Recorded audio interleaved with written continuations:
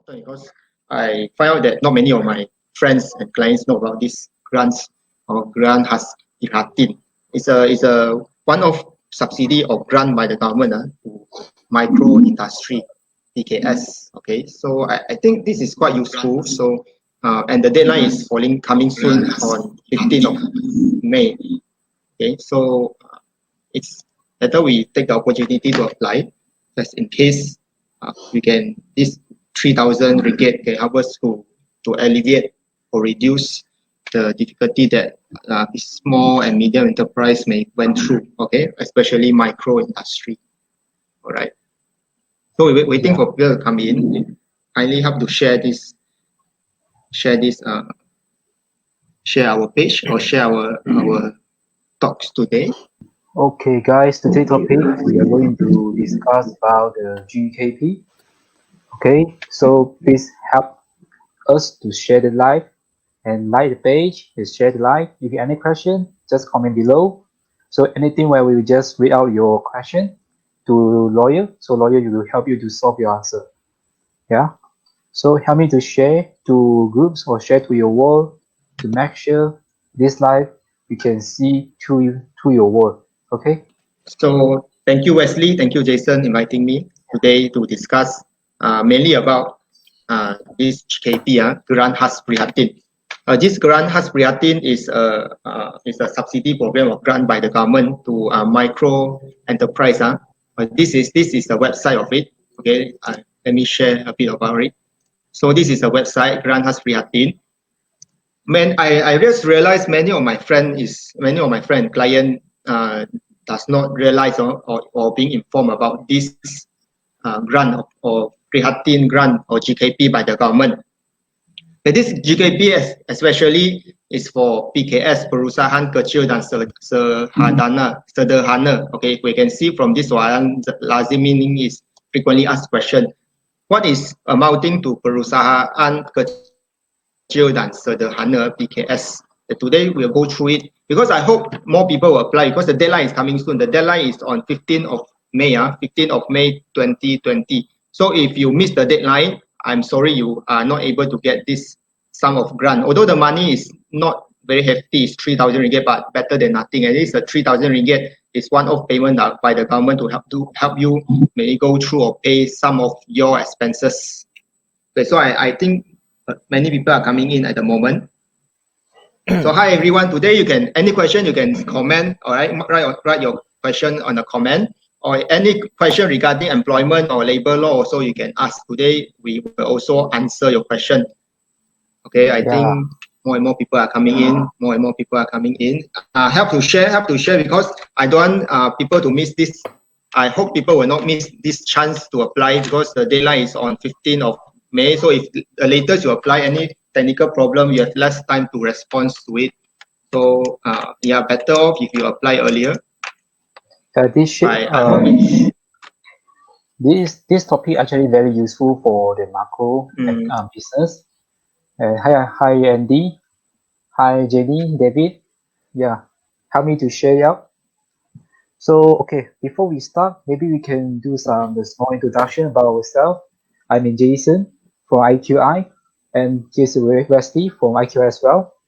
Also, I will invite our guest. Hello. Yeah. So I'll invite our guest, Lawyer Tan, to explain about the GKP, how to get or how to apply for those who love for this knowledge. And you can see today our discussions will more mainly for the GKP. Okay. So if you have any question, just help me to comment below. So later on, I will read out your question to Lawyer Tan. So Lawyer Tan will help you to solve any problem. Yeah. So okay. So I think Lawyer Tan, you can start or continue your section. Okay. All right. Thanks very much. Just a brief introduction about myself. I'm Lawyer Tan, managing partner of Messrs. Tan & Lau, a law firm specialized in corporate, commercial, and IP law in Malacca. We also do a lot of estate planning and divorce cases. But in today's session, we just want to focus more on this impending application on GKP because the deadline is very short. It's only starting on yesterday and ending on 15th of May. So take these chances, share it out, because I realize a lot of people doesn't realize about this GKP or didn't know how to apply, okay, or they face a lot of technical problem in applying for it. There was apparently did not have that. Apparently there was no widespread promotion on this package. I do not know why, but by word of mouth is also useful. Okay, so take chance of it. Okay, it's coming soon. So ending on 15th of May. So you can start to apply now. So what is this GKP? GKP is one-off support grants to PKS, okay? PKS perusahaan kecil dan sederhana micro business that to reduce their financial burden due to COVID-19 virus spread. Okay, who will be who have chance to successfully apply for grant khas prihatin GKP? Who will be eligible to apply for it? Firstly, the applicant must be Malaysian, okay, and carry out small or micro size business. What stands for micro size business? This is very important and very pertinent for you to understand. What PKS or micro business, your total yearly revenue. Take note of it, is total yearly revenue, not your net profit or not your gross profit. It's your total sales or your total revenue. Okay, of your yearly revenue must be less than 300,000. Okay, so this is your sales or revenue without you reducing or deducting your cost of sales. So normally you only get your net profit after your revenue or sales minus off your cost profit, right? But in this case, they calculate this based on your revenue or sales before even deducting your cost of goods sold or cost of sales or cost of doing business. Is it clear? Is this clear how you're going to calculate this? This is a bit more about accounting, but just take note. This is meaning whatever income you receive without deducting your cost of doing business.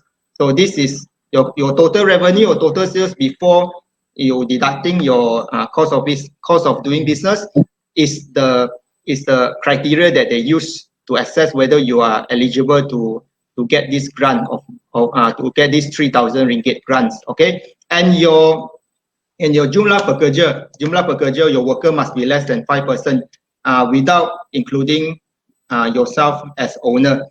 It did not say that you must have worker, okay? It only says kurang daripada 5 orang.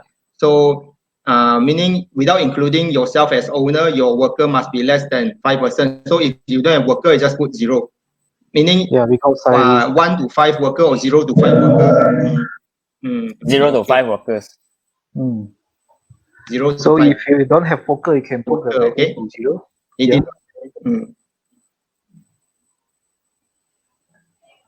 Yeah, it's not mandatory for you to have worker lah. Just kurang daripada 5 orang. Just don't include yourself into the calculation will be fine. Okay. Another question that always arise is whether you must register with SSM, RHDN or pihak berkuasa tempatan. Okay. Actually, this is an option depending on how your business is conducted or what is the legal area governing your kind of business. Okay, if your business is at sole proprietor, partnership, or even sendirian berhad, and you will be registering with SSM. But for lawyer firms like us, we are registering with Bar Council. Okay, for small hawker, maybe you register with pihak berkuasa tempatan. Okay, whether you register with LHDN appear not to be mandatory, because you see, atau is an option. Just as long as you are registered with one of the governing body and you have obtaining their consent or their permission to carry out the business will be fine. Like for lawyer, we have a letter of consent from the Bar Council allowing us to carry out business as a law firm. Okay, that our governing body will be Bar Council. So if you carry out LLP, partnership, sole proprietor or SSM, you will be under SSM, obviously. Okay, so either one of it will be fine.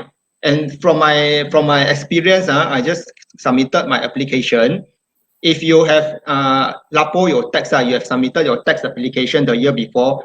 When you type in your details, all your information will automatically came out. Okay. Like after I type in my information, okay, your personal information, later we'll go through one by one. After you type in your personal information, they will have all your information in there. If you already report your tax to HDN, like your registration number, all this, everything will come out. So I think minor discrepancy is not a problem because their database, I think, is interlinked. Okay, nowadays quite advanced interlinked system. So if you have a minor discrepancy, I think they have data to cross check. So don't worry about it. How much you will get is one-off payment of 3,000 ringgit will be disbursed beginning of June. Okay. How do you apply for grant khas prihatin? Okay, now we go through it. How you apply for grant khas prihatin? This is a step-by-step guideline prepared by Jason and Wesley. So thank you to them for preparing such a good guideline for you all. Okay, it's in Chinese. Let me translate it to English for you. So the application date is from 1st to 15 May. Okay, all these are the requirements which I explained just now. Okay, step 1. You go to www.gkp.hasil.gov.my. So this is a website, gkp.hasil.gov.my. Firstly, then you enter you select this, but apparently from now on their system, you just have to put in your my card to register first. Okay, register your account first. So after you register you put in your IC. After you register your account, you go to this step 3. You have to put in your details. I tried before. I put in my name, IC, okay, all these details, your phone number. Okay. Up to this area, it is quite unclear because nama bank pemohon, okay, and your normal account bank pemohon, because the applicant is not fully representing the business. Okay, because if you pemilik tunggal, obviously you're okay to put your own bank account because sole proprietor or pemilik tunggal, you yourself represent the business. But if you are doing perkongsian partnership, I think you better off put your business account if you have one, or you can put your personal account number, but you must get the consent of your partner. And for SSM, better off you put your bank account of your business or your company, because under company law, company director or owner and shareholder or company are separate legal entity. So the money of the company cannot go into shareholder or director directly. They must go to the company bank account first. So if you are Sdn Berhad, you better off put your Sdn Berhad bank account details. This is what I understand, okay, because this is quite unclear. I have inquired a few persons. So based on my legal knowledge, okay, as Sdn Berhad, company, director, shareholder, and company are separate legal entities. So company's money must go into company's account, so cannot go into personal director account. So Sdn Berhad, you better off put your bank account details of your company, okay. But for partnership or sole proprietor, you can opt to put your personal account. I may be wrong. I'm not entirely 100% correct because this just started yesterday. But from legal perspective, if you are Sdn Berhad, you are to avoid breach of the Companies Act, or it's better off you put the company's account. Anyway, you can cross check again with the relevant department. If something wrong, you can always update your details here. Okay. So at this section, any problem, any question, you can ask us now. Anyone have applied for this? It's just started yesterday. Anyone having any problem applying for this? Who have applied? Who have applied for this GKP? Okay. Yeah, you can if you have any question, you can write it down below. Yeah. If you have applied, please put yes. If you haven't applied, please put no. I just want to double check. I just want to double confirm who has applied and who has not applied, because I want to do a statistic, how many person have applied for this, to see whether this information is well dispersed or well promoted to the public. Okay. Okay, for if another issue, okay, which I encounter people asking, so maklumat entity perniagaan, you just put your For me, after I put in all my details, my cukai pendapatan, all this came out automatically. Okay, nama perniagaan all came out automatically. Nombor pendaftaran. Okay, if I heard people having problem putting in their full SSM details, right? Registration number, like you cannot put in your U or X or M, the alphabet after your numbering. Who has encountered this problem? I heard people encounter this problem. I'm not sure whether this is the problem that mainly people encountering. So, but for me, what I understand is, as long as your nama perniagaan is correct, your SSN number, they have a system to cross-check with it. So minor discrepancy for me, I don't think it's a big problem, because government, I think they've identified 700,000 micro business, so they should have the data of you before this, so they will be able to cross-check. If because of that problem, system problem, you can put in your full SSN number, I don't think it's your fault. I think the government will have a system to cross-check your data, and they should have known your background, because from the data they should have known how much is your annual revenue, whether your annual revenue has exceeded 300,000 yearly. Okay, they should have known how many workers you have. All this, they have a database for it. So any minor dispute, just put in whatever you can first. But put in whatever they can. Most important, don't miss the deadline. Put in whatever you can. Minor discrepancy, since I think they should be able to cross-check. Nombor lesen perniagaan, if you don't have, just put 0. Okay, because not everyone has lesen perniagaan, I think. Okay, jumlah pemerolehan. Okay, this is your income, not profit, meaning your total revenue. Please put your total revenue into this area, not your net profit. Okay, meaning whatever income you receive before you minus off your cost of doing business. Before you minus off your cost of doing business, you just put this in. For example, this year your total revenue is 250,000. Your cost of doing business is 100,000, meaning your net profit is 150,000, right? But you don't put in the 150,000, you still put 250,000 as your revenue. Is this clear? Anyone not clear can ask here. Is it clear? Okay. Bilangan pekerja, if you don't have, just put 0. Okay. If the criteria is not more than 5 pekerja lah. Okay. In this case, whether you have operate in 2020, the mandatory requirement is for you to continue to do business. So if you want to, if you want to be eligible, if one of the criteria for you to fulfill is you must have continued to do business in 2020. Okay, whether you are doing online business, if you have, just put yes. If no, then no. Agency pendaftar perniagaan. Okay, as I informed just now, whether you register with SSM, Bar Council, or your governing body, just put in your information here. Okay. Agency pendaftar, meaning your governing body. For lawyer, we will put Bar Council or Malaysian Bar. Okay. Then you can click, then all this saying that I setuju, just like this. So don't worry. So then then good luck to you, whether you can get it or not, depends on the result in June. Okay. So this is a very okay.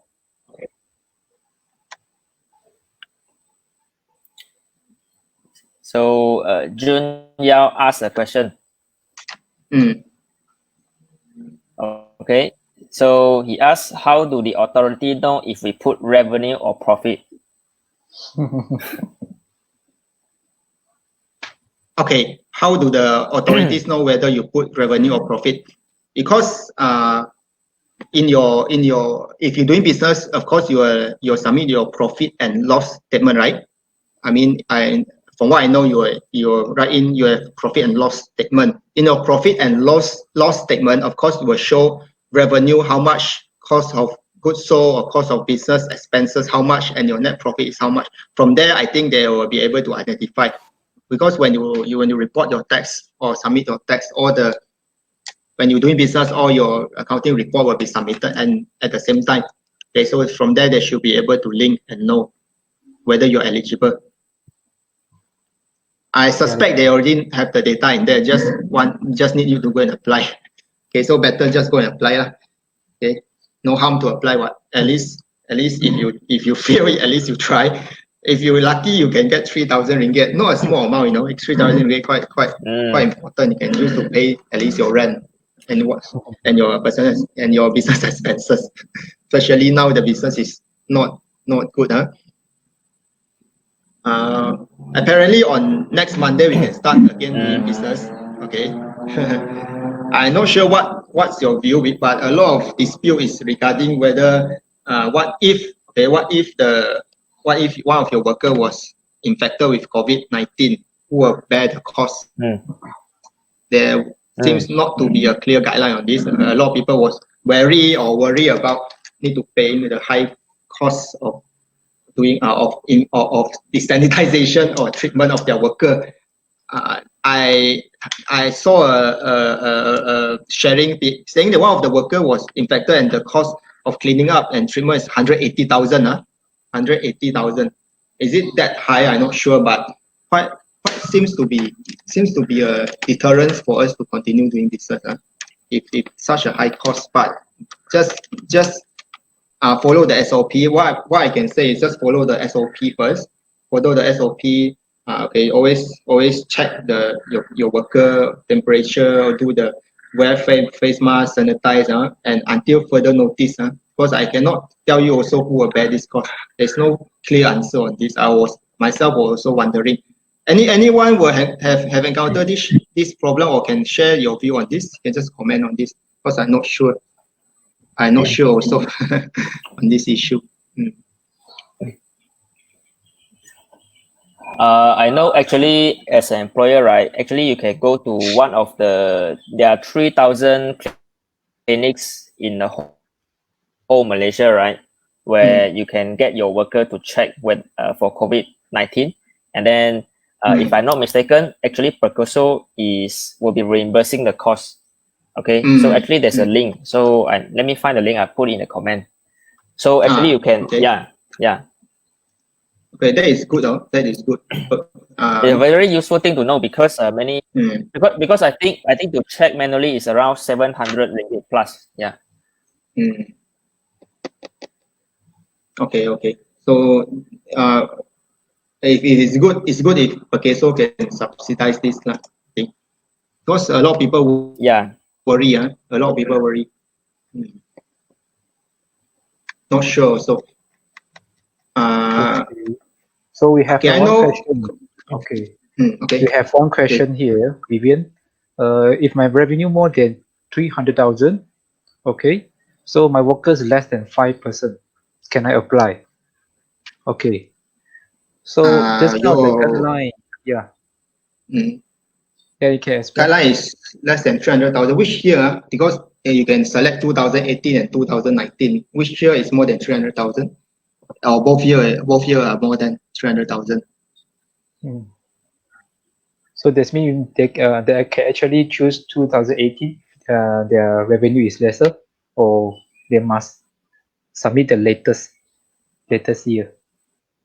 I think if you want to try, you put the year where you have less amount. 2018 if you have less amount. No harm trying. Don't worry. Just go for it first. If you get it, congratulations. If you don't get it, just too bad. Just move on. Yeah, I have to move on.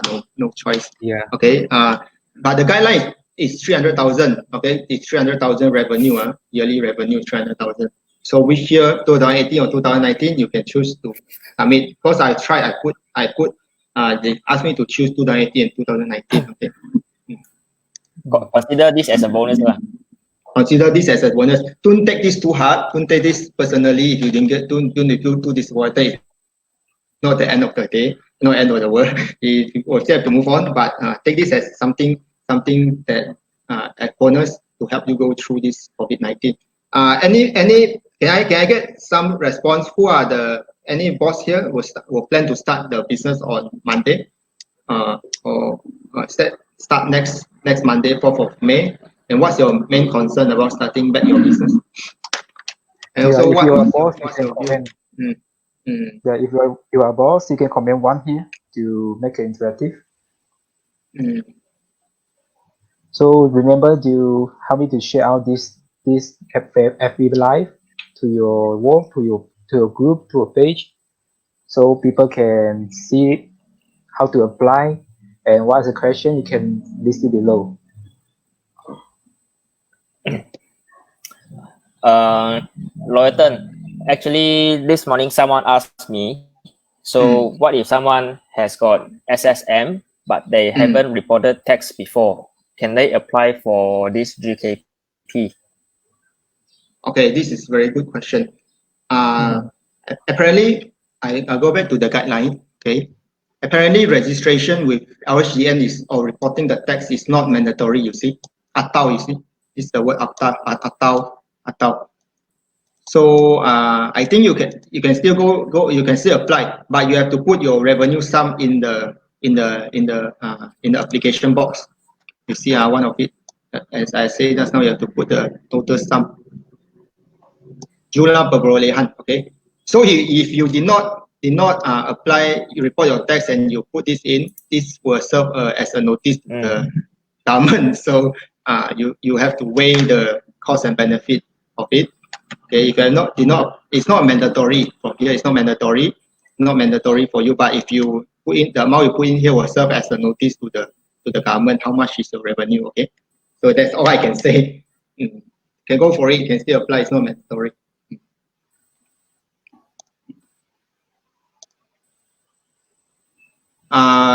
For me, for my personal view, a lot of PKS small and micro business, they are, some of them are not liable to pay the tax. This is especially for the roadside hawker. You see people who sell nasi lemak or this nasi or kueh muih. I don't think they are liable to pay tax because maybe fall under the tax bracket, below the tax bracket. Okay, but the main purpose of this is to help people like them. Okay, small business, really small business. It's not even small, it's micro. You see, micro business, very micro business, still can go and apply. Okay,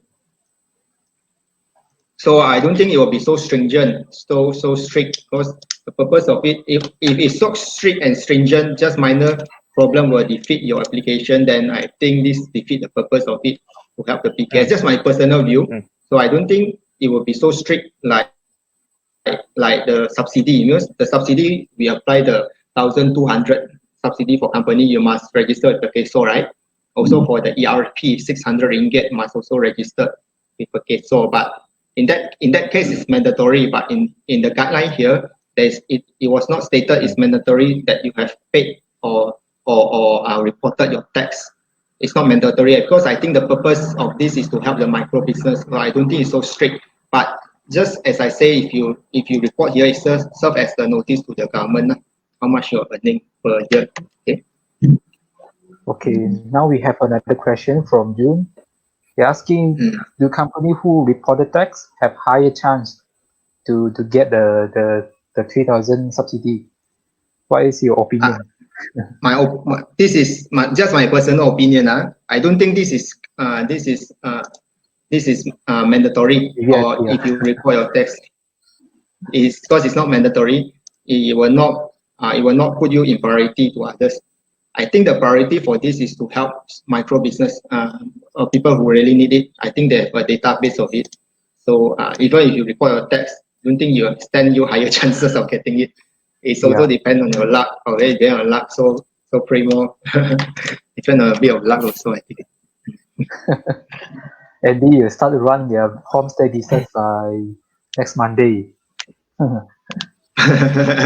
All the best. I really hope people. I think right.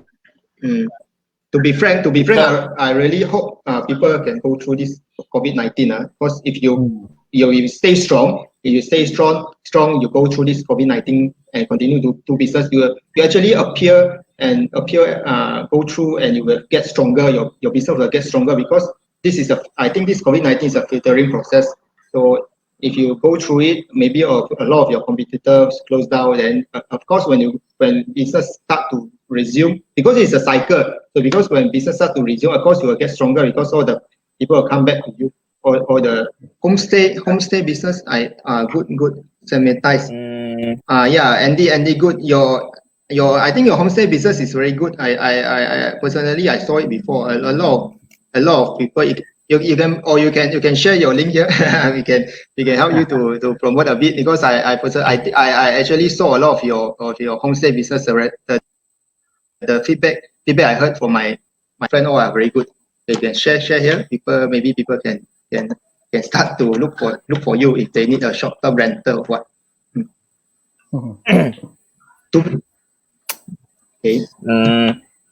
Actually, for Malacca, right, my opinion is because Malacca is we depend on tourism a lot. Tourism contributes a lot of income. It pumps a lot of energy into our economy. So actually, like tourism plays a big part, and then I'm sure people heard about the news that one of the largest and longest history 5-star hotel Ramada in June. So personally, I think it's very sad because when I was little, right, I used to go there to swim. So this is quite a sad news for me. So I hope everyone can go through this very quickly, and then we can return to the past glory. Hey, the dim sum in Ramada is very nice, right? I think we'll miss it. The buffet dim sum is very nice. Last year, I do my closing down. Not closing down. I do my end of year celebration for my business there. So I invited staff and family to go there. Very nice. All their feedback saying that the dim sum is so nice, but I'm sure we'll miss it. Am I lagging? Yeah, a little bit. So maybe your connection is not that strong. It's okay. I can hear you. Okay. Beside this issue on GKP, any other employment issue you can also ask us here, because I think we are going to start our business soon. The employment issue will not stop when people start their business. I think you only get worse. More and more issue or employment will come out because it take time for business to resume back to the normal operation. Okay, because I don't think especially for hotel, because the tourists were not coming in. It's not coming in soon. So even if you resume the business, they will still be affected. So it takes time to recover. Even for us lawyer firm also, I think take time for the case to come back. How do you face any employee and employer issue by calling during the MCO period? There a lot because every day I receive a few WhatsApp, a few calls. Basically, it end up with same issue. Okay, if I can share a bit, maybe we can. We still have time. I share a bit of the. Yeah, maybe you can take some 10 minutes. Yeah. 10 minutes. Okay, 10 minutes will be fine. Okay, one moment. I share another screen back. Yeah. So guys, if you have any question about how to apply 3000, you can comment below. So we can read out your question and answer your question. So right now we go for another topic. It's about the conflict between employer and employee during MCO. Okay, the main issue. First thing is when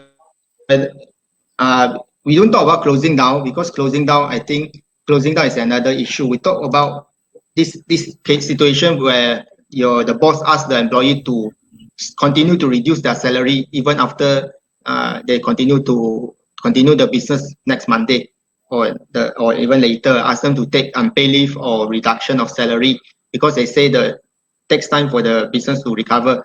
Okay, for this kind of case, reduction of salary and unpaid leave, the written consent must be obtained. PK form still must be submitted by the employer. Okay, for retrenchment, suspension of work, salary reduction, VSS, or PK form must be submitted by the employer before, and written consent must be obtained by the employer before they can cut the salary or ask worker to take unpaid leave. This is very important. Okay, for retrenchment exercise, as I shared in my last session, you have to take other measure in compliance with Code of Industry Harmony before you can do retrenchment.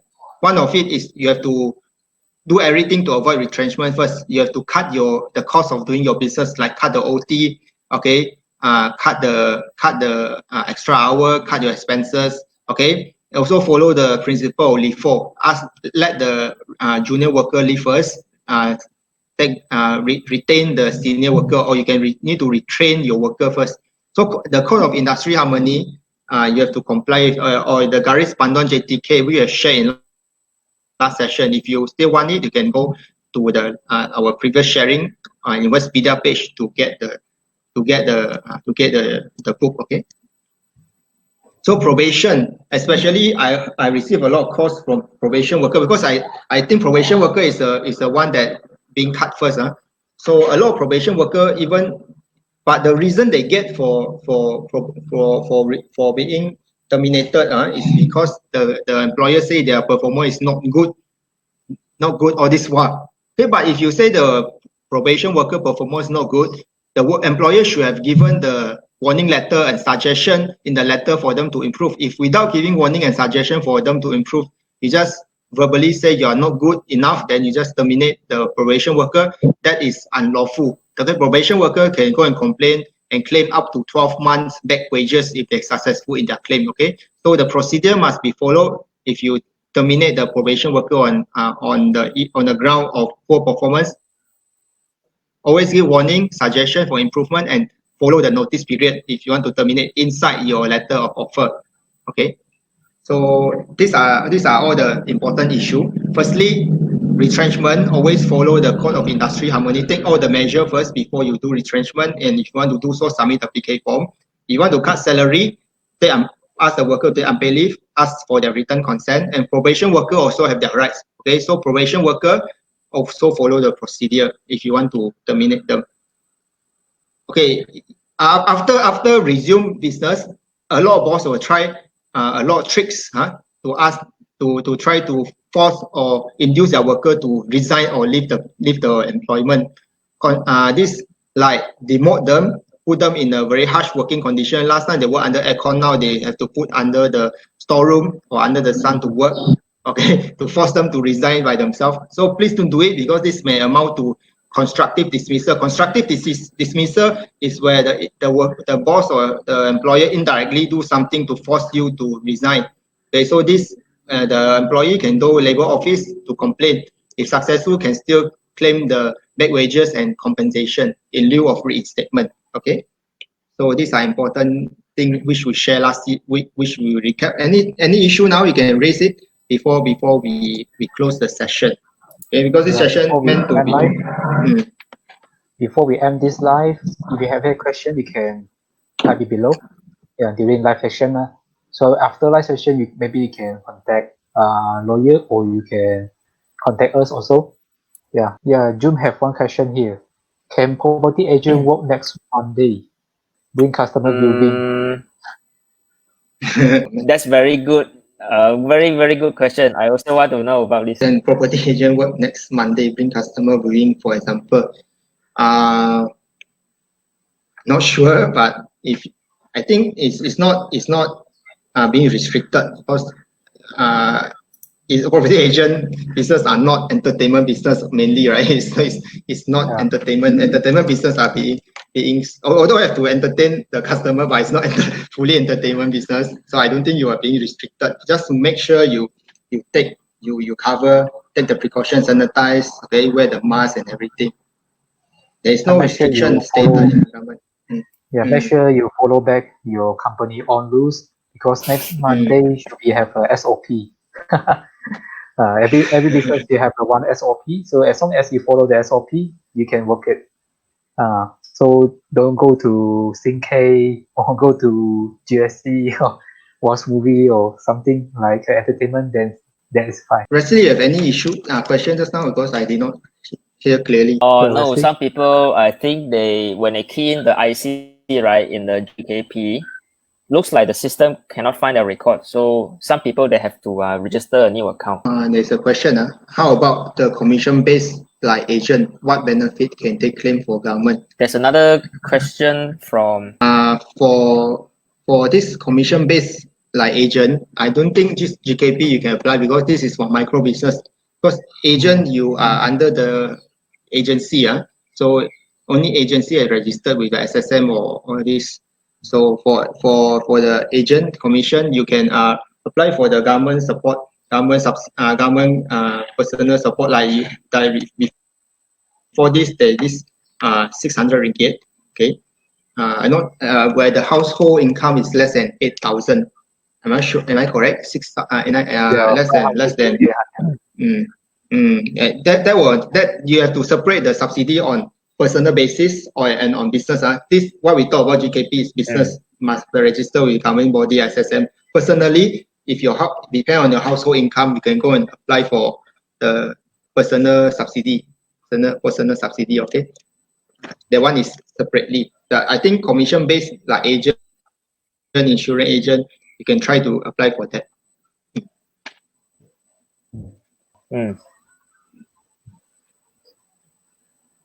So okay. I think GKP is very more useful for those hawkers, and really small business. But the small business, to be frank, the small business are the one that hardest hit because they don't have strong cash flow. So another one thing you can apply, if I'm not sure whether you have heard of it, is the BSN 0% loan up to 75,000 ringgit. You can look into that also.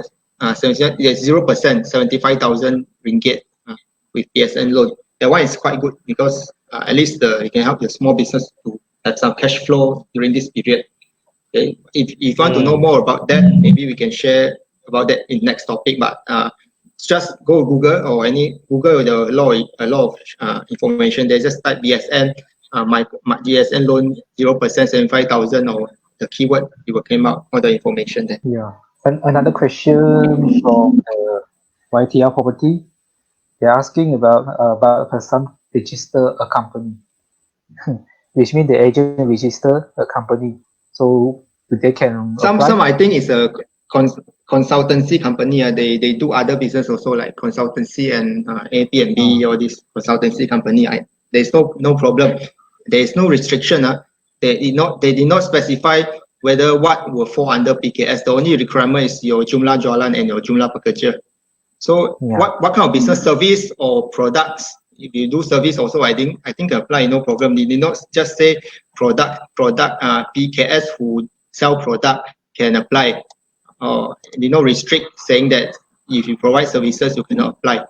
In this case, you can just apply. Just have to fulfill these two requirements. Okay. So do the government state that the jumlah pekerja is for Malaysian or can be a foreigner, or including a foreigner? I think include foreigner also in this case. Only pemohon must be status warga negara, right? Pekerja meaning pekerja foreign or local will be included also. Otherwise, you will say pekerja tempatan only. Oh, okay. That's what I understand. Maybe they did not clarify here enough, but from legal perspective, we follow what is on the written here. Or you cannot go and it's not stated tempatan. Yes. So today's session meant to be today's session meant to be very short because we just found this issue is very pertinent. So we just do this quick live just to alert public that you can go apply for this. This is the main, but we don't meant to. Our plan is not to do a very long live just to alert people you can go and apply this GKP. Apply fast because the deadline is on 15th of May. Okay, apply fast. Just apply first. Whether you can get it or not is the other issue. Take it as a bonus to you if you receive it. And I wish you all the best. Yeah, so I wish you all the best also. Good luck, everyone. Good luck, everyone. Good luck. Okay, all the best. All right. Thanks for inviting me today. Any question you can always WhatsApp me to ask. Okay, thanks. All right, thanks. Thanks. Okay. Okay, bye bye.